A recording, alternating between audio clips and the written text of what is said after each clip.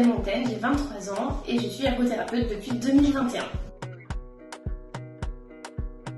Du coup, nous les ergothérapeutes, on est des professionnels du paramédical et de la rééducation. Donc en fait, notre métier, ça va vraiment être de partir d'une plainte occupationnelle qui se retrouve dans la vie quotidienne des gens. On va évaluer cette plainte et qu'est-ce qui fait qu'il y a cette plainte. Est-ce que c'est un problème d'ordre moteur, d'ordre cognitif ou de l'environnement qui n'est pas adapté. Et donc suite à ça, soit on va directement rééduquer, donc c'est ce qu'on va faire en neurologie par exemple, soit on va adapter l'environnement en préconisant des aides techniques ou de l'aménagement de logement ou de l'environnement de manière générale, ou alors on va proposer des compensations pour limiter l'impact de cette plainte occupationnelle sur le quotidien. J'ai fait un bac pro SAPAT, service aux personnes et au territoire. Après j'ai fait 1 an de prépa au concours d'ergo à Nantes. Et suite à mes concours, j'ai fait 3 ans à l'Institut de formation en ergothérapie de Créteil en région parisienne. Et du coup, juste après, je me suis mise à travailler ici au cabinet en libéral. Là, actuellement au cabinet, j'interviens principalement auprès d'un public pédiatrique.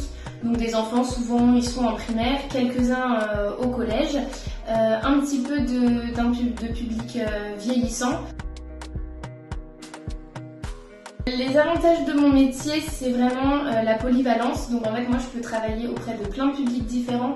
Et selon le public et la structure dans laquelle je suis, je vais avoir des champs d'intervention qui sont extrêmement diverses et variés. Donc on n'a pas du tout de routine dans notre métier. On est vraiment apte à faire plein de choses différentes.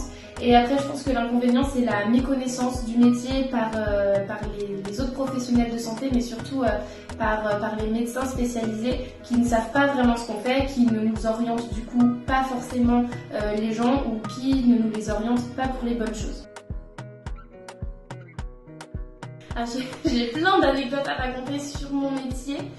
En tant qu'ergothérapeute, comme je le disais, les gens ne savent pas du tout ce qu'on fait et donc on a le droit à toutes les théories les plus farfelues les unes que les autres. Il y a beaucoup de gens qui pensent qu'on travaille avec les poules parce que les pieds de poule s'appelant des ergots, ils pensent qu'on travaille avec les poules. Il y a des gens qui pensent qu'on travaille avec tout ce qui est les plantes parce que herbo, voilà. Il y a plein de gens qui pensent qu'on est des kinés ratés, qu'on voulait être kiné mais qu'on n'avait pas le niveau pour être kiné, donc on est ergo. Il y a des gens qui pensent qu'on vole le travail des psychomotriciennes alors que ce n'est pas du tout le même métier.